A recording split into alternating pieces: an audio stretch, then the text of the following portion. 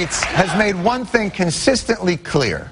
Throughout this time of transition, the United States will continue to stand up for freedom, stand up for justice, and stand up for the dignity of all people.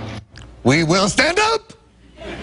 A stirring statement of principle that was soon put to the test. This morning, 6 people were killed as troops, many of them believed to be from Saudi Arabia, stormed a landmark square in Bahrain's capital, where anti-government protesters have been camped. Wow, peaceful pro-democracy protesters getting killed in the streets by their own regime. There's no way our freedom-supporting administration is going to stand for this, Batman. We urge maximum restraint on the government of Bahrain and everyone else in Bahrain. All sides need to exercise maximum restraint. Yes, maximum restraint. Both sides need to tone down everything, except obviously the amount of restraint they're using. The Bahrain and Saudi Arabia need to stop shooting the protesters, and the protesters need to stop getting in the way. Why do the rebels in Libya get the help of hundreds of Tomahawk missiles, whilst those in Bahrain get a, hey, tone it down, will you? John Oliver is here to help explain. Thank you. Thank you. Thank you, John, for years, America has been offering help to freedom-loving peoples in a variety of forms, tailor-made to their particular situations. But look, John, you don't want me to tell you about it. You want me to show you. What? Why don't you follow me for a second? Sure. John, too often, countries think of approaching civil war as a catastrophe, whereas in reality, it's a catastrophe. I'm talking about America's freedom packages, John. Please. Freedom packages. Freedom packages, John. Which is right for you? That's what I'm so pumped to tell you about today. John, can any country apply for one of America's freedom packages? Absolutely, John. Let's say you're a country suffering atrocities at the hand of a brutal regime, but your nation is of no strategic importance, and you have little in the way of natural resources, let alone potable water. That sounds like a Sudan. That is such a great example. Here, Sudan.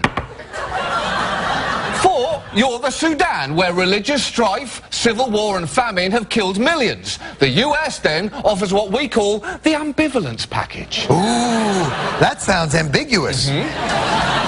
What would the Sudan get for that? Well, hold on. Why don't we start with what you don't get? No committed verbal, financial or physical support from the US government, but we will express periodic interest in your plight, and you'll receive limited access to Bono, Sean Penn, Angelina Jolie, George Clooney, and anyone who's ever been in a movie with George Clooney. Pending, John. Pending. Whoa, whoa, whoa. Pending, John, their personal schedules and the chance they'll contract dysentery in your nation.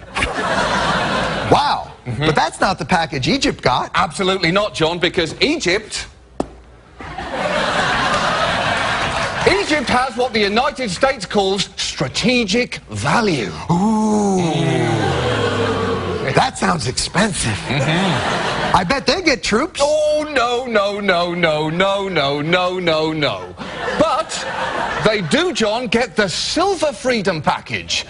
That's where America will acknowledge your protesters' plight as reflecting the legitimate will of the people, and will even throw in a series of vaguely supportive but high-level statements. We're not advocating any specific outcome. We are advocating that the government, the representatives of the civil society, the political opposition and activists begin a dialogue to chart a course. Wow, that was hard for me to even tell who she was supporting there. Exactly, John. That's the Silver Package almost guarantee. But why didn't they... Why didn't they get the military tomahawks with the missiles and the fighting and the blowing up? John, that's the Platinum Package. They don't qualify for that. I'll tell you why. It's a funny story, because their despot was actually our friend. It's not actually that funny a story, but I think even impoverished peasants yearning to be free wouldn't want us to bomb a friend. I don't know why they would. Right. But what if the dictator that I'm rebelling against is a sworn enemy of the United States? Oh, I like where this is going. And my country sits atop a veritable ocean of oil. Ooh, John, then you've just qualified for the platinum package. Wow. Does that keep going?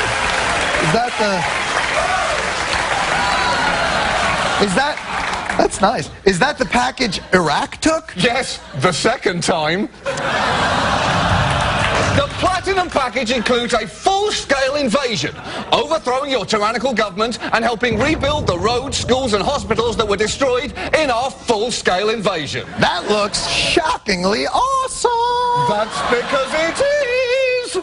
Hey, can Iran's protesters get that? Oh, no, I mean, John, that's a pretty formidable army there. That'd be a long, drawn-out, bloody conflict. But the people there yearn to be free. Well, John, they don't get to decide. That's the best part here. It's not up to them. We decide what freedom package you get and when you get it. So, listen to me.